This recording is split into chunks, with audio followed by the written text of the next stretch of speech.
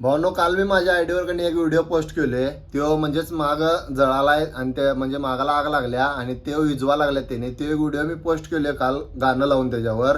ते व्हिडिओ काय मी शूट करायला नाही आहे, ते दुसऱ्यानं शूट केलेला आहे. आणि सगळ्यात मेन महत्वाची गोष्ट मला या व्हिडिओ सांगायची आहे की कोणी पण कारखानदार असू दे किंवा कोणी जाबर काम करणारा किंवा साध्या मागावर पाळी जरी करणारा असू दे, तुम्ही जरी स्वतः कारखान्यात असाल तर तुम्ही मालकाला सगळ्यात पहिली गोष्ट सांगा, ही टाकी जी स्क्रीनवर तुम्हाला दिसाल्या ही टाकी म्हणजे त्याला पावडर फायर असं काहीतरी म्हणतात, पावडर फायर, ती टाकी तुम्ही आणून ठेवा कारखान्यात. तुमच्या भले ती शिल्लक राहू दे, काही विषय नाही, पण कधी पण तुम्हाला त्याची गरज पडू शकता.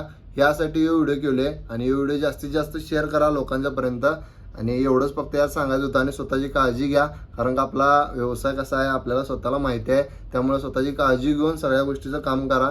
आणि तो कालचा व्हिडिओ टाकलेला ते फक्त म्हणजे मी शूट करा नाही, नाहीतर भरपूर जण म्हणतील की बाबा आग विजवायचं राहिला आणि तू व्हिडिओ करत बसलास म्हणून. तर बाबा ते व्हिडिओ मी शूट करायने, दुसरीकडनं ते मला म्हणजे व्हिडिओ केला कोणीतरी, तो मला आला बघायला. त्यामुळे मी माझ्या आयडीला पोस्ट केले की लोकांना कळू दे म्हणून.